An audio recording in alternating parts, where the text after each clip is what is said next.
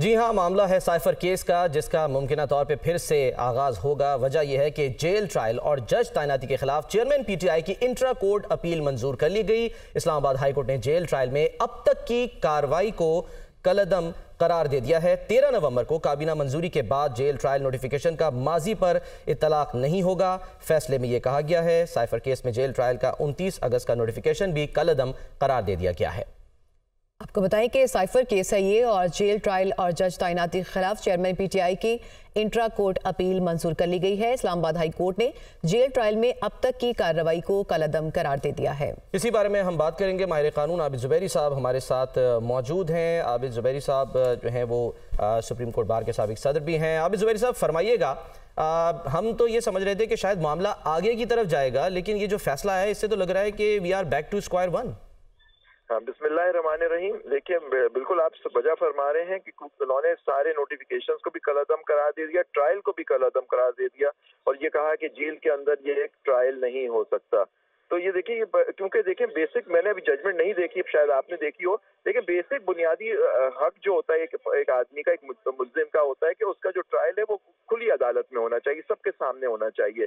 تو یہ اگر بہت خاص وجوہات ہوتی ہیں جو اور وہ ڈیفائنڈ ہے جس کے تحت جیل ٹرائل ہو سکتا ہے، جیسے ٹیررزم کے چارجز کیسز ہوتے ہیں، یہ ہوتا ہے کہ بڑے مخصوص کچھ کیسز ہوتے ہیں جن کا ہوتا ہے، یا کچھ قانون کے اندر ہوتا ہے جیسے سپریم جوڈیشل پروسیڈنگز ہیں وہ ہوتی ہیں۔ لیکن یہاں ایک آدمی پاپولر لیڈر کو اس کے ایک سائفر کا کیس ہے، اس میں آپ نے کورٹ نے ہولڈ کیا ہوگا ضرور اس کے اندر کہ ڈیو پروسیس نہیں دیا، کیونکہ آرٹیکل 10A بھی ہمارے آئین کا بھی حصہ ہے، وہ کہتا ہے کہ فیئر ٹرائل ہونا چاہیے۔ فیئر ٹرائل کی بیسک ریکوائرمنٹ یہ ہوتی ہے کہ وہ اوپن ٹرائل ہونا چاہیے۔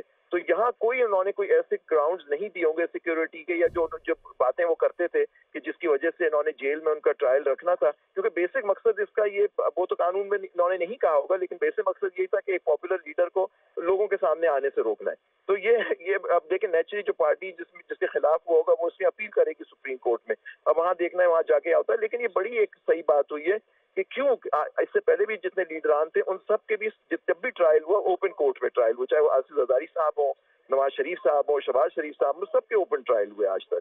اور عابد زبیری صاحب، یہ پی ٹی آئی چیئرمین کی طرف سے یا ان کے وکلا کی طرف سے مطالبہ بھی کبھی نہیں کیا گیا تھا کہ سیکیورٹی کی وجہ سے یا جان کے خطرے کی وجہ سے ٹرائل جو ہے وہ جیل میں ہونا چاہیے؟ آپ کو یاد ہوگا، آپ کی چینلز وغیرہ پہ آپ کو یاد ہوگا جب وہ کورٹ سے مانگتے تھے کہ مجھے سیکیورٹی کا ایشو لاحق ہے، میری جان کو خطرہ ہے، میری جان کو، تو کورٹ ان کو کہتی تھی اسلام آباد ہائی کورٹ وغیرہ نہیں کورٹ میں پیش ہو جا کے۔ آپ کو یاد ہوگا وہ وقت بھی، آپ یاد رکھیں، ابھی کچھ دنوں پہلے کہنے کی بات ہے کہ ان کی جتنی اپلیکیشن آتی تھی کہ جی مجھے ایگزیمپٹ کر دیا جائے اپیئرنس سے، کورٹ میں وہ ریجیکٹ کر دی جاتی تھی۔ تو دیکھیے وہاں کا سیکیورٹی کا ایشو ہوتا ہی ہے۔ آپ دیکھیں ان کا اریسٹ بھی جو ہوا تھا، جس کی وجہ سے پھر ہم نے وہ حالات دیکھے جو اس ملک میں ہوئے، اس کے بعد اب اتنے خراب ہو گئے کہ ان کو بھی عدالت کے اندر وہ اپنے بایو میٹرک کرانے پہنچے، پٹیشن داخل، وہاں سے ان کو اریسٹ کر لیا گیا تھا۔ تو یہ ساری چیزیں آپ نے دیکھنی ہوگی کہ جس آدمی نے کہا کہ میرے سیکیورٹی کا ایشو اور سیکیورٹی۔ ٹھیک ہے، عابد زبیری صاحب ہمارے ساتھ موجود، بہت شکریہ آپ کا۔ حافظ احسان صاحب جو ہیں وہ ہمارے ساتھ موجود ہیں، ان سے بات کرتے ہیں۔ حافظ صاحب فرمائیے گا کہ معاملہ جیسے ابھی عابد زبیری صاحب بھی کہہ رہے تھے کہ شاید ہم سمجھ رہے تھے کہ آگے کی طرف جائے گا، لیکن یہ تو ہم جہاں سے ہم نے شروع کیا تھا دیکھا جائے تو واپسی جو ہے وہ وہیں پر ہو گئی ہے۔ مطالبہ کسی بھی موقع پر یہ تحریک انصاف کے جو وکلا تھے یا پی ٹی آئی چیئرمین کے ان کی طرف سے نہیں کیا گیا، اب اس کے کیا اثرات ہوں گے؟ کیونکہ سیکرٹ ایکٹ کے تحت یہ بھی تو کہا گیا تھا کہ یہ معاملہ 1 مہینے کے اندر اس کو انجام تک پہنچانا بھی ہوگا۔ دیکھیں اس کے کئی ایسپیکٹس ہیں۔ ایک اس کا امپورٹنٹ ایسپیکٹ یہ ہے کہ جو ساری چیزیں کورٹس کے اندر چل رہی تھی، وہ جج صاحب کی اپوائنٹمنٹ بھی چل رہی تھی، اس پروسیس پہ بھی چل رہا تھا، کاگنیزنس بھی چل رہا تھا، اس کے بعد جیل ٹرائل کہ ان کیمرا پروسیڈنگز ہے، یہ بھی سارے پوائنٹس تھے۔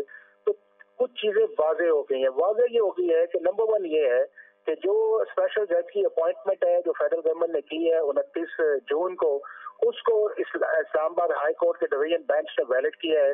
دوسرا اس چیز کے اندر آیا ہے کہ جب اپوائنٹمنٹ ویلڈ ہے تو اس کے بعد جو چلان سبمٹ ہوا ہے یا ان کا کاگنیزنس لینا جو ہے یا ڈسٹریبیوشن آف چلان کاپیز جو ہے وہ بھی بالکل ٹھیک ہے۔ تیسرا اس کے اندر جو امپورٹنٹ چیز آئی ہے وہ یہ آئی ہے کہ جو فیڈرل گورنمنٹ کا پریروگیٹو ہے کہ وہ ٹرائل ان کیمرا کروا لے یا جیل ٹرائل کروا لے because of the concerns of security, اور سیکیورٹی جو ہے وہ جج صاحب کی بھی اتنی امپورٹنٹ ہے، اس سے زیادہ ایکیوز کی امپورٹنٹ ہے، اور سب سے زیادہ امپورٹنٹ وہ آپ کے وٹنسز کی ہے۔ और चौथी चीज जो इस चीज के अंदर आया है कि अगर फेडरल गवर्नमेंट ये प्रोसेस जो है अडॉप्ट कर लेती है, जिसका एक प्रोसीजरल लैप्स आया है, और वो ये आया है कि फेडरल गवर्नमेंट को ये चाहिए था कि अगर जहां पे लॉ के अंदर फेडरल गवर्नमेंट का वर्ड इस्तेमाल हुआ है और उसके अंदर इम्पोर्टेंट ये है कि उसका मतलब ये है आपका प्राइम मिनिस्टर और आपके कैबिनेट जो है, अगर वो फैसला पहले कर लेते कि प्रोसीजरल लैप्स नहीं आना था। अब उन्होंने 13 नवंबर को समरी जो है वो प्रूव की है, 15 को उसको नोटिफाई किया है।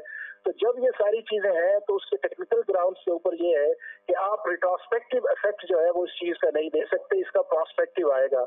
तो रिट्रोस्पेक्टिविटी की हद तक जो सारा प्रोसेस है उसको उन्होंने कहा ये इन अकॉर्डेंस विद लॉ नहीं है, बट साइमल्टेनियसली ये है फेडरल गवर्नमेंट के पास जो ऑप्शंस हैं वो एक तो ये है कि अगर इस प्रोसीजरल लैप्स को दूर कर लेती है और उसके बाद ये समझती है कि फॉर द सिक्योरिटी रीजन जो है वो जेल के अंदर ट्रायल मुमकिन है तो बिल्कुल कर सकती है, और अगर दोबारा ये मामला हाई कोर्ट के अंदर जाएगा तो हाई कोर्ट इस बात को कहेगी कि जो प्रोसेस था वो फेडरल गवर्नमेंट ने अप्लाई कर दी है। दूसरा उस चीज के अंदर इम्पोर्टेंट ये है कि फेडरल गवर्नमेंट जो है वो जज साहब की जो अपॉइंटमेंट थी अगर वही सेटिस्फाइड हो जाती तो एक बहुत बड़ा क्वेश्चन वहां का आना था कि ये। ठीक है, हाफिज एहसान अहमद साहब हमारे कानून हमारे साथ मौजूद, बहुत शुक्रिया आपका। जस्टिस काजी फायज ईसा की ज़ेर सदारत सुप्रीम जुडिशल काउंसिल का इजलास हुआ है और ये जो इजलास है ये इजलास जारी है। आपको बताएं कि इजलास में जस्टिस मज़ाहिर अली अकबर नकवी के खिलाफ शिकायत का जायज़ा लिया गया। इजलास में जस्टिस मज़ाहिर नकवी के एतराज़ात पर गौर भी किया गया है। आपको बताएं कि चीफ जस्टिस काजी फायज ईसा की ज़ेर सदारत ये इजलास हुआ है और सुप्रीम जुडिशल काउंसिल के इजलास में जस्टिस मुज़ाहिर अली अकबर नकवी के खिलाफ शिकायत का जायज़ा लिया गया है और इजलास में जस्टिस मुज़ाहिर अली नकवी के एतराज़ात पर भी गौर हुआ है, जबकि जुडिशल काउंसिल ने गुज़िश्ता रोज़ जस्टिस सरदार तारिक मसूद के खिलाफ शिकायत मुस्तरद कर दी थी। अहम खबर से मुतालिक आपको अपडेट कर रहे हैं कि ये चीफ जस्टिस काजी फायज ईसा की ज़ेर सदारत सुप्रीम जुडिशल काउंसिल का ये इजलास हुआ है और इजलास में जस्टिस मुज़ाहिर अली अकबर नकवी के खिलाफ शिकायत का जायज़ा लिया गया है। इसी से मुतालिक मज़ीद तफसीलात लेंगे नुमाइंदा दुनिया न्यूज़ हसीब मलिक से। जी हसीब, क्या डिटेल्स हैं? ये सुप्रीम जुडिशल काउंसिल का इजलास है जो कि अब भी जारी है। Chief justice of Pakistan justice Qazi Faez Isa की ज़ेर सदारत ये इजलास जारी है और इजलास के अंदर जस्टिस मुज़ाहिर अली अकबर नकवी के खिलाफ शिकायत का ज़राए के मुताबिक जायजा लिया जा रहा है, जबकि ज़राए का ये कहना है कि इजलास में जस्टिस मुज़ाहिर अली अकबर नकवी के एतराज़ात पर भी गौर किया जा रहा है। इजलास के अंदर नमाज मगरिब का जो है वो वक्फा किया गया था, जिसके बाद एक मरतबा फिर इजलास इस वक्त जारी है और जिसके अंदर जो शिकायत थी जस्टिस मुज़ाहिर अली अकबर नकवी के खिलाफ उनको ज़ेर गौर लाया जा रहा है। कौंसिल ने जस्टिस मुज़ाहिर अली अकबर नकवी के खिलाफ शिकायत के निमटान को शवाहिद के हमरा भी तलब किया था, जबकि कौंसिल ने गुज़िश्ता रोज़ जस्टिस सरदार तारिक मसूद के खिलाफ जो शिकायत थी उनको मुस्तरद कर दिया था। तो ये आज तक मुलतवी किया गया था और आज इस वक्त भी chief justice of Pakistan justice Qazi Faez Isa की सदारत जो है ये इजलास जारी है। हसीब मलिक, आप डिटेल्स दे रहे थे, आपका शुक्रिया। इस्तेहकाम पाकिस्तान पार्टी सिंध के मरकजी रहनुमा साबिक गवर्नर सिंध इमरान इस्माइल, सूबाई सदर महमूद मौलवी और जनरल सेक्रेटरी सिंध अली जुनेजो कराची में प्रेस कॉन्फ्रेंस कर रहे हैं। गवर्नमेंट होना जरूरी है। अच्छा सर, मेरा सवाल ये है कि ये जिन बात हो रही है, असद अमान बैठे हुए और लोग बैठे हुए, ये वही चेयरमैन है जिनकी वजह से मुर्जा वहाब मेयर कराची बना था, ठीक है? तो ये कुछ भी तो बताएं, ये कहाँ जा रहे हैं, किस तरफ जा रहे हैं? इन्होंने हमें कहा था कि आखिरी जो प्रेस कॉन्फ्रेंस हमने सुनी थी कि हम PTI को नहीं छोड़ रहे हैं, PTI के साथ ही है। आखिरी प्रेस कॉन्फ्रेंस में ये कहा गया था। तो आज फिर बता दें कि अब आप PTI के साथ हैं, इस्तेहकाम पाकिस्तान पार्टी के साथ हैं, मुर्जा वहाब के साथ हैं, किसके साथ हैं? ये तो आपके सामने आज जो बैठे हैं, मैंने आपसे यही बात की कि इन्होंने इसका पुख्ता इरादा किया है कि ये हमारे साथ पहले भी थे, क्योंकि हम सब हिस्सा थे उसी जमात का, और आज भी हमारे साथ हैं और हमारे साथ हिमायत का भरपूर ऐलान भी इन्होंने किया है। तो उसमें कोई दो राय नहीं है कि ये कुछ और सोच कुछ और है, दिखा कुछ और है, ना कोई प्रेशर है, ना कोई ऐसी चीज़ है कि जिसकी वजह से ज़बरदस्ती यहाँ पर बिठाया गया है। ये सब दोस्तों ने खुद महमूद मौलवी से रब्ता किया था, मुशावरत की थी और बड़ी लंबी मुशावरत के बाद ये फैसला किया गया। वाक़या हुआ तो उस वक्त आप कोर कमेटी का हिस्सा थे, उस 9 मई आगे बढ़े और आपको बताएं कि चेयरमैन पीपल्स पार्टी बिलावल भुट्टो कहते हैं कि अवाम ने तब्दीली का नारा लगाने वालों को भी देख लिया और महंगाई लीग का असल चेहरा भी देख लिया। शेर तो बिल्ली निकला। उन्होंने कहा कि अवाम को रिलीफ नहीं दिया।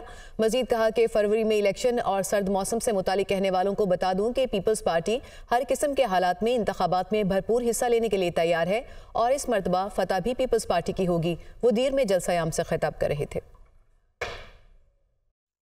पीटीआई का भी असल चेहरा देख लिया है।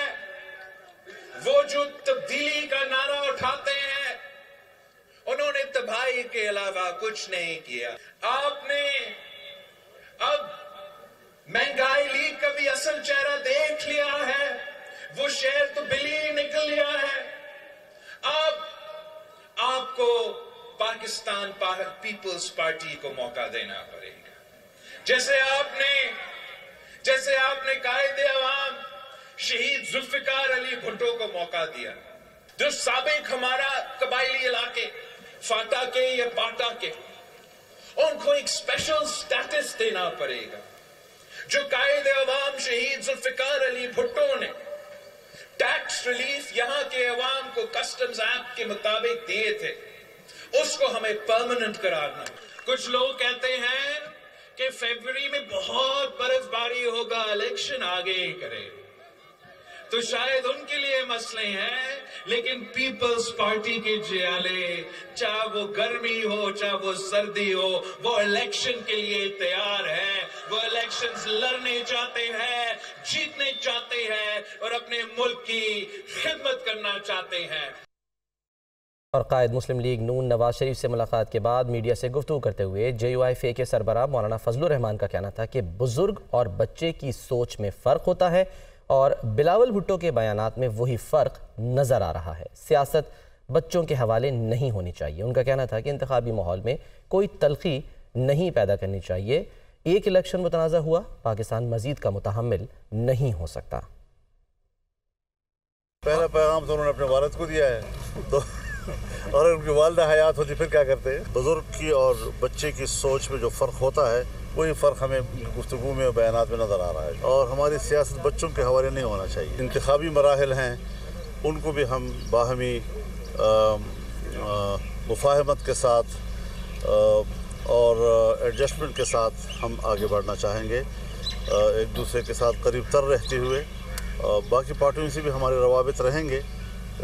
किस तरह हम इंतखाबात के मरहले को, जो माहौल PDM में बना था, एक हम आहंगी का, एक यकजहती का, उसका हमें तमाम पार्टियों को फ़ायदा उठाना चाहिए। और जिस पार्टी का जहाँ जहाँ पर हुजूम है, उसका हक बनता है, किसी को उसके पार्टी के हक से महरूम नहीं करना चाहिए। हम समझते हैं कि इलेक्शन अगर हमारे कोई मामलात बन जाते हैं तो बहुत ठीक, नहीं बन जाते तब भी हमें इंतखाबी मुहिम में कोई तलखी नहीं पैदा करनी चाहिए। मुस्लिम लीग नून के रहनुमा राना सनाउल्लाह कहते हैं कि बिलावल भुट्टो को इस अंदाज से जवाब नहीं देना चाहिए। हमारी पॉलिसी है कि इस किस्म की तलखियों को बढ़ाने की बजाय कम करें। मजीद कहा कि बिलावल भाइयों की तरह हैं, इंतखाबात में कामयाबी हासिल करके अक्सरियत से हुकूमत बनाएंगे। अवाम ने मुंतखब किया तो मुल्क को दोबारा तरक्की के ट्रैक पर लाएंगे। वो लाहौर में न्यूज़ कॉन्फ्रेंस कर रहे थे। अगर बिलावल साहब जो हैं वो हमारे ख़िलाफ़ बात कर रहे हैं, तो जब हमारा मुखालफ वोट उन्हें अट्रैक्ट करना है तो वो फिर हमें हमारी तारीफ़ें करके तो अट्रैक्ट नहीं कर सकते। वो बिल्कुल भाइयों की तरह हैं, हमारे लिए बाइस इज़्ज़त हैं और हमने इकट्ठे काम किया है।